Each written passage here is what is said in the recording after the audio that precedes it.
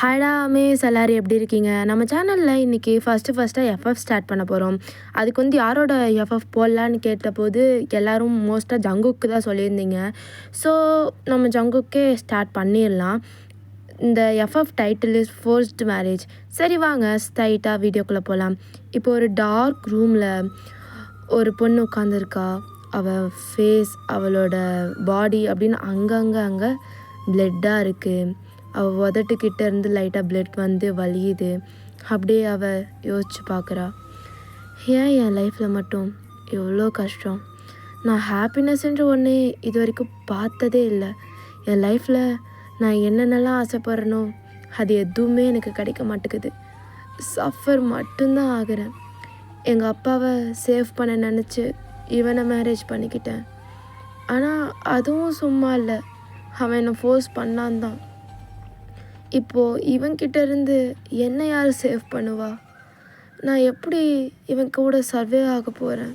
எனக்கு ஒன்றுமே புரியல அப்படின்னு சொல்லிட்டு அவள் அப்படியே நீயை ஹக் பண்ணி அப்படியே படுக்கிறா. அவள் கண்ணிலேருந்து அப்படியே தண்ணியாக வருது.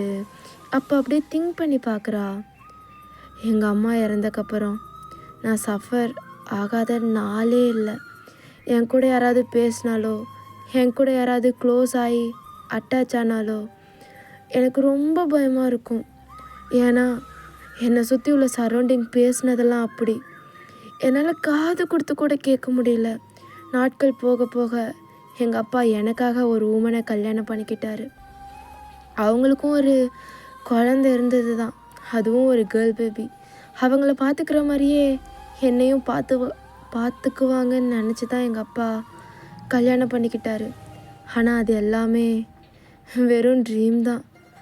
அது எல்லாமே ரியாலிட்டி இல்லையே அப்படின்னு நினச்சி அழுதுட்ருக்கா. இப்போது ஒரு வாய்ஸ், வயன், வயன் எங்கடி போன? வந்துட்டான் அவன். இன்றைக்கி என்ன பண்ண காத்திருக்கானோ எனக்கு தெரியல. இவன் கூட ஒரு நாள் வாழ்கிறதே ஒரு யுகம் வாழ்கிற மாதிரி இருக்குது. என்னால் முடியல. ஆனால் இப்போ நான் கீழே போய் தான் ஆகணும் அப்படின்னு சொல்லிட்டு நீங்கள் தாங்கி அப்படியே நடந்து கீழே போகிறீங்க. கீழே போன அடுத்த செகண்டே, எங்கடி போன? என்ன எஸ்கேப் ஆக ட்ரை பண்ணியா? எத்தனை விண்டோவை உடைச்ச? அப்படிலாம் எதுவும் பண்ணலை ஜங்குக். என்ன ஜங்குக்கா? பேரை சொல்லி கூப்பிட சொல்லி யார்டி உனக்கு சொன்னா? அப்படின்னு சொல்லிட்டு உங்களோட ஹேர் அப்படியே கிராப் பண்ணிக்கிறான். சாரி, எப்போதும் போல் தெரியாமல் கூப்பிட்டேன். என்ன எப்போதும் போலவா? அது அப்போ. ஆனால் இப்போ தப்பி தவறி கூட உன் வாயிலிருந்து என் நேம் ஜங்குக்குன்ற வார்த்தை வரவே கூடாது. வழிக்குது, விடு. என்ன சொன்ன? விடா? எங்கடி போச்சு மரியாதை? உங்கள் அப்பா உனக்கு புருஷனுக்கு எப்படி மரியாதை தரணும்னு சொல்லி வளர்க்கலையா? உன்னை வளர்த்ததை விடவுமே என்னை நல்லா தான் வளர்த்திருக்காங்க. நீ என்ன உண்மையாவா கல்யாணம் பண்ண? புருஷன்னு சொல்கிறதுக்கு என் பாடிக்காக மட்டும்தான் நான் கல்யாணம் பண்ணேன். முடியல, வந்து கையை எடு. மறுபடியும் தானே? உனக்கு அப்போ கூட எனக்கு மரியாதை கொடுக்கணும்னு தோணலைல்ல? வாய்மயிரடி உனக்கு. உனக்கு ஒரு விஷயத்த நான் ஞாபகப்படுத்தணும்னு நினைக்கிறேன். உங்கள் அப்பனோட உசுறு என் கையில் தாண்டி இருக்குது. இங்கே பாரு ஜங்கு. இல்லை, இங்கே பாருங்க. நம்மளோட சண்டைக்காகலாம் எங்கள் அப்பாவை எதுவும் பண்ணிடாதீங்க. அப்படி வரல வலிக்கு அப்படின்னு சொல்லிட்டு அப்படியே உங்களை கன்னத்துலேயே சப்புன்னு அடிக்கிறான். உங்களால் தாங்க முடியல. ப்ளீஸ் என்னை விட்டுடுங்க, என்னால் முடியல. என்னடி முடியல? என்ன முடியல அப்படின்னு சொல்லிட்டு உங்கள் ஹேர் அப்படியே கிராப் பண்ணி அவனோட ஃபேஸ் கிட்ட கொண்டு வரான். என்ன?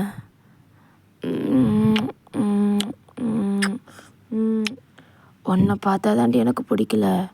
ஆனால் உன் ஸ்ட்ரக்சர், உன் பாடி இதெல்லாம் பார்க்க எனக்கு ரொம்ப பிடிச்சிருக்கு.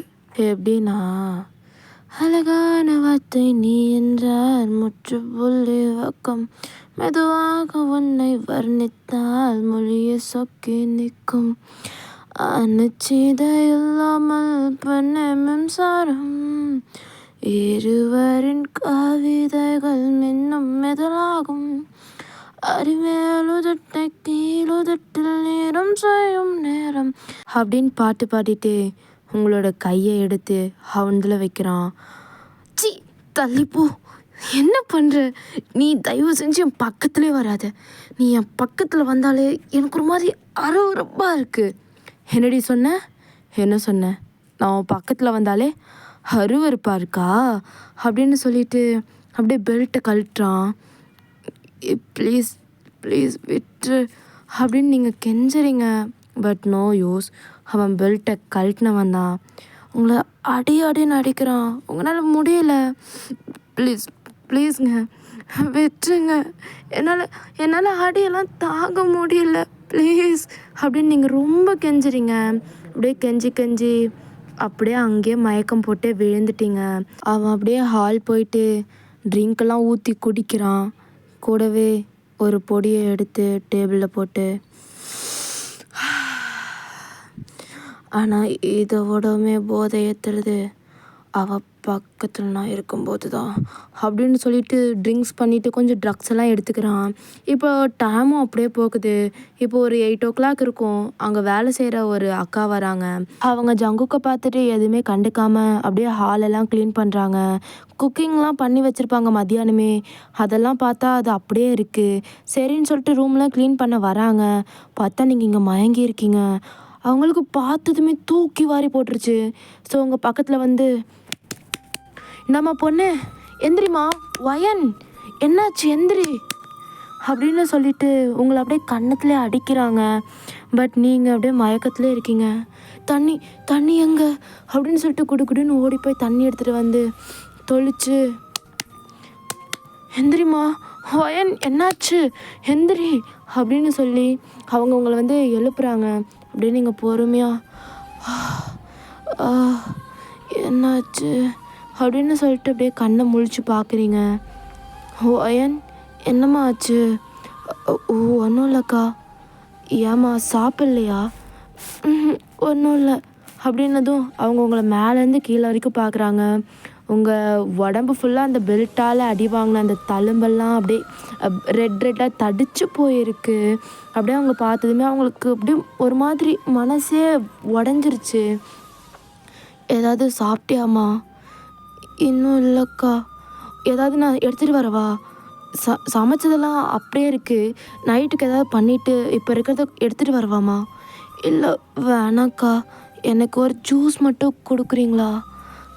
ஏம்மா காலையிலேருந்து நீ சாப்பிடவே இல்லை, சாப்பாடு சாப்பிட்லாம்ல?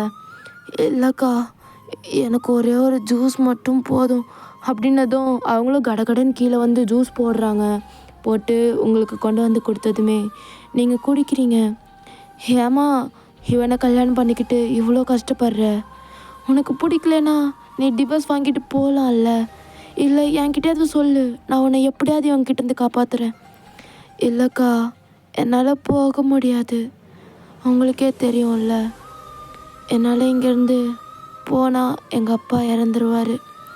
நான் போகவும் ட்ரை பண்ணவும் மாட்டேன் அப்படின்னு சொல்லிட்டு அப்படியே உங்கள் கண்ணிலேருந்து தண்ணியாக வருது. அந்த அக்கா, சரிம்மா நான் உனக்கு ஏதாவது சாப்பிட கொண்டு வரேன். இல்லைக்கா வேண்டாம், நான் பார்த்துக்கிறேன், நீங்கள் வீட்டுக்கு போங்க, ரொம்ப டைம் ஆகுது.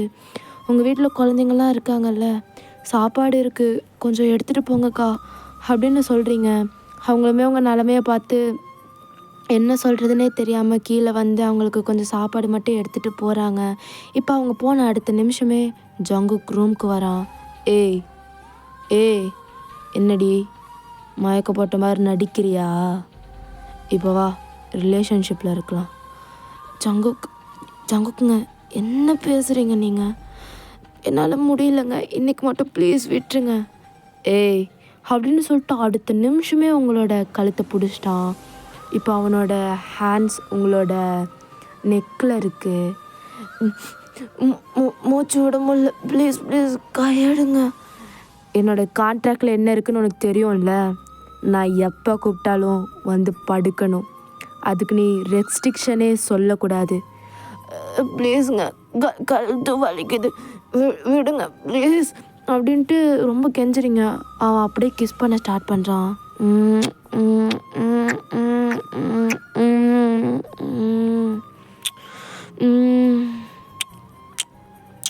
அப்படின்ட்டு ஒவ்வொரு இடமா கிஸ் பண்ண ஸ்டார்ட் பண்ணுறான். உங்களுக்கு சுத்தமாக எனர்ஜியே இல்லை.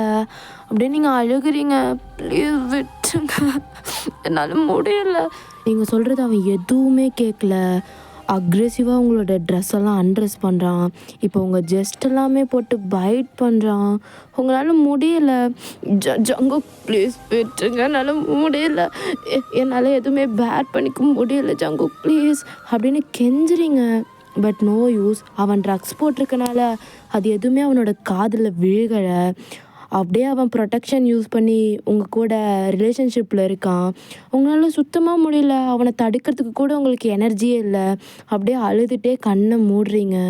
அப்படியே உங்கள் பாஸ்ட் உங்கள் கண்ணு முன்னாடி வருது. நீங்கள் எங்கேயோ நின்று ஃப்ளோர் தொடச்சிட்ருக்கீங்க. அப்படியே யாரோ வராங்க. அம்மா. என்னது அம்மாவா? எவளுக்கு எவ அம்மா? உனக்கு நான் அம்மாவா? இல்லைம்மா, அப்பா அவங்கள கல்யாணம் பண்ணிக்கிட்டார்ல. தோ பாரு, நான் உன் சித்தி. அதுவும் இல்லாமல் எனக்கு உன்னை பிடிக்கவே இல்லை. தயவு செஞ்சு வீட்டை விட்டு கிளம்பு. அம்மா என்னம்மா இப்படிலாம் பேசுகிறீங்க? பின்ன எப்படி பேச சொல்கிற? ஃபஸ்ட்டு நான் அம்மானு கூப்பிடுறது நிறுத்து. அம்மா அது எப்படிம்மா அப்படின்னதுமே அவங்க கையில் காஃபி வச்சுருப்பாங்க போல். அது சடனாக அவங்க மூஞ்சிலே ஊற்றிட்டு, என் மூஞ்சிலே முழிக்காத. நான் இந்த வீட்டில் ஒன்று வேலைக்காரியாக மட்டும்தான் வச்சுருக்கேன். எனக்கும் என் பிள்ளைக்கும் வேலை செஞ்சு போட மட்டும்தான் வச்சுருக்கேன். புரிஞ்சு நடந்துக்கோ அப்படின்னு சொல்லிட்டு அவங்க போகிறாங்க. அவங்க போகும்போது அவங்களோட பொண்ணு வரா. அவங்க பொண்ணு வந்ததுமே அவங்க அம்மாவை ஹக் பண்ணிக்கிறா. அவங்க ஹக் பண்ணதுமே அப்படின்னு அவங்க அம்மா ஒரு ஃபோர்ஹெட்டில் கிஸ் தராங்க. உங்களுக்கு அதை பார்த்துட்டு ரொம்ப கஷ்டமாக இருக்குது. அம்மா, நானும் தானே உங்களுக்கு புள்ள. ஆனால் என்ன, எங்கள் அம்மா இறந்து எங்கள் அப்பா உங்களை கல்யாணம் பண்ணிக்கிட்டாங்க. அதுவும் யாருக்காக? எனக்காக தான். ஆனால் நீங்கள்லாம் இப்படி பிஹேவ் பண்ணுறீங்க அப்படின்னு நினச்சி நீங்கள் திங்க் பண்ணிகிட்டு இருக்கும்போது இதெல்லாமே உங்கள் அப்பா ஒரு சைடு நின்று பார்த்துருப்பாரு. ஸோ அவர் என்ன பண்ணுறாருன்னா, உங்களை இந்த வீட்டில் வச்சுருந்தா சரிப்பட்டு வராது, ஏன்னா நீங்கள் ரொம்ப சஃபர் ஆவீங்க இவங்கனால அப்படின்னு சொல்லி அவங்க ஒய்ஃப் கூட சண்டை போட்டு உங்களை ஏதோ ஒரு ஹாஸ்டல் மாதிரி இருக்கும், அங்கே கொண்டு போய் கொடுத்துருப்பாரு. இங்கேயே சேஃபாக இருமா, அப்பா நீ இன்னும் கொஞ்ச நாள் கழித்து உன்னை கூப்பிட்டுக்கிறேன் அப்படின்னு சொல்லி தான் விட்டுருப்பாரு. பட் அந்த இடம் எப்படின்னா, ஏதோ பொண்ணுங்களெல்லாம் கொண்டு போய் விற்கிற இடம் போல். ஆனால் அது உங்கள் அப்பாவுக்கு தெரியாது. ரொம்ப நல்ல இடம்னு நினச்சிட்ருப்பாரு. நீங்கள் அங்கே ரொம்ப சேஃபாக தான் இருப்பீங்கன்னு திங்க் பண்ணிவிட்டு அங்கே உங்களை விட்டுட்டு போவார். தென் கொஞ்ச நாள் போக உங்களை அவங்க ஏதோ ஒரு பர்சன்கிட்ட விற்றுருப்பாங்க. இப்போ ஒன் ஃபைன் டே நைட்டு அந்த பையனோட வீட்டில் நீங்கள் மயக்கத்தில் இருக்கீங்க. அப்படியே கொஞ்சம் டைம் போக போக உங்களுக்கு அந்த மயக்கம்லாம் தெரியுது. அப்போ அந்த பையன் யார் கூடயோ பேசிகிட்ருக்கான். உங்களுக்கு எப்படின்னா ஒரு மல்டி லாங்குவேஜர் தான் நீங்கள். எப்படின்னா நீங்கள் சின்ன வயசுலேயே நிறையா லாங்குவேஜ் கற்றுருப்பீங்க. அதில் இந்த கொரியனும் ஒன்று. இப்படியே அவன் பேசுறது உங்களுக்கு நல்லா புரியுது. அவன், இவளை நான் ஃபுல்லாக முடிச்சுட்டு ஒரிஜினே இல்லாமல் யாருக்காவது அனுப்ப போகிறேன். எனக்கு காசு கிடச்சா பரவாயில்ல, பொண்ணு நல்லா தும்சு கட்ட மாதிரி தான் இருக்கா. இவளை முடித்ததும் உனக்கு நான் தரேன், எனக்கு நீ ஒரு 16 லட்சம் மட்டும் கொடு அப்படின்னு பேசிகிட்ருக்காங்க. இது கேட்டதுமே உங்களுக்கு அப்படியே தூக்கி வாரி போடுது. நீங்கள் அங்கேருந்து அவனுக்கே தெரியாமல் தப்பிச்சு போகிறீங்க. பட் அவன் பார்த்துட்டான். அவன் பார்த்து ஓடி வரான் உங்களை பிடிக்கிறதுக்கு. நீங்களுமே ஓடி போகிறீங்க. இப்போ நீங்கள் 2 பேரும் ஓடி போகவும் ஒரு ரோட்டில் போயிட்டீங்க. இப்போது சிக்னல்லாம் போடலை. நீங்கள் கடன்னு ஓடுறீங்க. ஒரு 11:30க்கு மேலே இருக்கும். அப்போ எப்படி இருக்கும், ரோடே ரொம்ப எம்டியாக தானே இருக்கும். அந்த மாதிரி இருக்கவும் கரெக்டாக ஒரு காரு, அந்த கார் அப்படியே உங்களை இடிச்சிருது. நீங்கள் அங்கேயே ஃபைண்ட் அவுட் ஆகி கீழே விழுந்துடுறீங்க. இப்போ இந்த பையன் அதை பார்த்ததுமே, சரி நம்ம இனி இங்கே இருந்தால் பிரச்சனையாகிடும் அப்படின்னு சொல்லிட்டு அவன் அங்கேருந்து தூரத்துலேருந்தே பார்த்துட்டு போயிடுவான். இப்போது ஒரு பர்சன் காருக்குள்ளேருந்து இறங்கி சி எங்கேருந்து தான் வருவாளுகளோ, நம்ம காரில் விழுந்து சாகிறதுக்கு தான் நம்ம காரை ஓட்டிகிட்டு வரோமா அப்படின்னு சொல்லிட்டு அப்படியே உங்களை பார்க்குறான். பார்த்ததுமே செம்ம அழகாக இருக்கீங்க நீங்கள். அப்படியே உங்களோட கண், உங்கள் மூக்கு, உங்கள் வாய் இதெல்லாமே தாண்டி உங்கள் ஜெஸ்ட்டு, உங்கள் ஹிப்பு அப்படின்னு ஒவ்வொன்றா இன்ச் பை இன்ச்சாக பார்க்க ஆரம்பிக்கிறான். அவனுக்கு ரொம்ப உங்களை பிடிச்சிருக்கு. அப்படியே அழகாக உங்களோட ஹெட்டை கிராப் பண்ணி அவனோட ஷோல்டர்ஸ் கிட்ட வச்சுட்டு உங்களோட சீக்ஸ்லேயே அடிக்கிறான். நீங்கள் கொஞ்சம் நேரம் கழித்து எழுந்துக்கிறீங்க. எழுந்ததுமே, ஏம்மா பொண்ணு, உன் பேர் என்ன? வயன். எதுக்கு இப்படி ஓடி வந்த? என் காரில் விழுந்து சாகணும்னா? இல்லை, என்னை கடத்தி கூட்டிகிட்டு வந்துட்டாங்க. ப்ளீஸ் என்னை எங்கள் ஊருக்கே கூட்டிகிட்டு போய் விட்டுருங்க. என்ன? அது என்னை போலீஸ் ஸ்டேஷனுக்கு கொண்டு போய் விடுங்க ப்ளீஸ். சரி வா என் கூட அப்படின்னு சொல்லிட்டு அவன் கூட்டிகிட்டு போகிறான். பட் போலீஸ் ஸ்டேஷன் கிடையாது, அவனோட வீட்டுக்கு. எங்கே வந்திருக்கோம்? என்னோடய வீட்டுக்கு. போலீஸ் ஸ்டேஷன் தானே கூட்டிகிட்டு போக சொன்னேன், இங்கே எதுக்கு கூட்டிகிட்டு வந்திருக்கீங்க? ஒரு நிமிஷம் உள்ளவா. இல்லை, நான் வரமாட்டேன். ப்ளீஸ் என்னை போலீஸ் ஸ்டேஷன் கூட்டிகிட்டு போய் விடுங்க. ஒரு நிமிஷம் உள்ளவா அப்படின்னு சொன்ன அடுத்த நிமிஷமே உங்களுக்கு அப்படியே ஜர்க்கு விடுது. நீங்கள் அப்படியே பின்னாடியே போகிறீங்க. போய் ஃபஸ்ட்டு ஃப்ரெஷ்அப் ஆகு. இல்லை ப்ளீஸுங்க, என்னை கொண்டு போய் போலீஸ் ஸ்டேஷனில் விடுங்க. சரி நான் கேட்குறேன், உன்னை எப்போ கடத்துனாங்க? எனக்கு தெரியல, ஆனால் எனக்கு நல்லா ஞாபகம் இருக்க நாள் ஜூன் 27. ஹோ, ஆனால் இப்போ என்ன தெரியுமா டேட்டு? ஆகஸ்ட் 2. உன்னை இது வரைக்கும் எவனும் தேடலையா? இல்லை உன்னை பற்றி ஒரு நியூஸ் கூட வரல அப்படின்னு அவன் கேட்கும்போது நீங்கள் நினச்சி பார்க்குறீங்க, உங்கள் அப்பா, உங்கள் சித்தி, உங்கள் தங்கச்சி இவங்க யாருமே நல்லவங்க இல்லைன்ற பாயிண்ட் ஆஃப் வியூ மட்டும்தான் இப்போ இருக்குது உங்களுக்கு. ஆனால் உங்கள் அப்பா உங்களுக்கு ரொம்ப பிடிக்கும் அப்படின்னு நினச்சிட்டு எனக்கு சொல்லிக்கிற அளவுக்கு சொந்தம்னு யாருமே இல்லை அப்படின்னதும் அவன் அப்படியே சிரிச்சிட்டே, இனிமேல் நீ இங்கே இருந்துக்கோ அப்படின்னு சொல்லிட்டு அவன் போகிறான். நீங்கள் அப்படியே அவனே பார்த்துட்டு, இல்லை நான் போகணும், எங்கள் ஊருக்கு போகணும். அங்கே போய் யார் கூட இருப்ப அப்படின்னு கேட்டதுமே உங்களுக்கு அதுக்கு ஆன்சர் இல்லை. இப்போ இங்கே இருக்கங்காட்டி நீ இப்போ சேஃபாக இருக்க, ஆனால் வெளியில் மட்டும் போயிட்டேன்னா கண்ட நாயெல்லாம் உன்னை என்ன பண்ணுன்னு எனக்கு தெரியாது. இப்போ நீ உள்ளே வந்தேன்னா நீ இங்கே தாராளமாக இருந்துக்கலாம், ஆனால் வரலைன்னா நீ தாராளமாக வெளில போய்க்கலாம் அப்படின்னு சொன்னதும் உங்களுக்கும் இவன் பேசுகிறது எல்லாமே கொஞ்சம் சேஃபாக இருக்க மாதிரி இருக்குது. ஸோ அதுங்காட்டி நீங்களும் அவன் கூடவே ஸ்டே பண்ண ஸ்டார்ட் பண்ணுறீங்க. இப்போது ப்ரெசண்ட்டில் ஜங்குக் உங்கள் கூட ரிலேஷன்ஷிப்பில் ரொம்ப ஹார்ஷாக இருக்கான். முடியல ஜங்குக், ப்ளீஸ் விடுங்க அப்படின்னு கெஞ்சியே உங்களுக்கு ரொம்ப டயர்டாயிடுச்சு. பட் அவன் உங்களை அப்பர் பாடி ஃபுல்லாகவுமே கிஸ் பண்ணி ஹிக்கி மார்க் வச்சு உங்கள் உடம்பு ஃபுல்லாகவுமே காயமாக இருக்குது. கீழேயும் அப்படி தான். நீங்கள் அப்படியே அவனை பார்க்குறீங்க. இவனையா நம்ம இவ்வளோ நாள் ரொம்ப நல்லவன்னு நினச்சி இவன் கூட ஸ்டே பண்ண ஸ்டார்ட் பண்ணோம்? என்னால் நம்பவே முடியல. ஏன் இவன் இப்படி இருக்கான்? இதில் இவர் மாஃபியா வேறு, என் கண்ணு முன்னாடியே கொலை வேற பண்ணுறான். நான் எப்படி இதெல்லாம் ஏற்றுப்பேன் அப்படின்னு சொல்லிட்டு நீங்கள் ஒரு வரிடாக அவனை பார்த்துட்ருக்கீங்க. அவன் ரொம்ப நேரம் கழித்து அதெல்லாம் முடிச்சுட்டு அப்படியே டப்புன்னு படுக்கிறான். உங்களுக்கு ரொம்ப கஷ்டமாக இருக்குது. உங்களால் மூவ் கூட பண்ண முடியலை. நீங்கள் அப்படியே சத்தமே போடாமல் அழுகிறீங்க. உங்களால் சுத்தமாக முடியல. எனக்கு மட்டும் ஏன் இப்படிலாம் நடக்குது? என்னால் எதுவுமே பேர் பண்ணிக்க முடியல. டெய்லி என்னை அடிக்கிறான். ஆனால் அடிச்சுட்டு என் கூட ரிலேஷன்ஷிப்பில் இருக்கணும்னு கேட்குறான். என்னால் அதுக்கு நோ சொல்ல முடியல. அப்படி சொன்னாலும் அவன் என்ன நினைக்கிறானோ அதுதான் நடக்குது அப்படின்னு சொல்லிட்டு நீங்கள் அப்படியே அங்கேருந்து கொஞ்சமாக நகலான்னு பார்க்குறீங்க. பட் ஜங்குக் உங்களோட ஆர்ம்ஸை டைட்டாக ஹோல்ட் பண்ணிவிட்டு படுத்து தூங்கிட்டு இருக்கான். நீங்கள் அப்படியே அவனே பார்த்துட்டு ரொம்ப நேரம் அழுதுட்டு அப்படியே தூங்குறீங்க.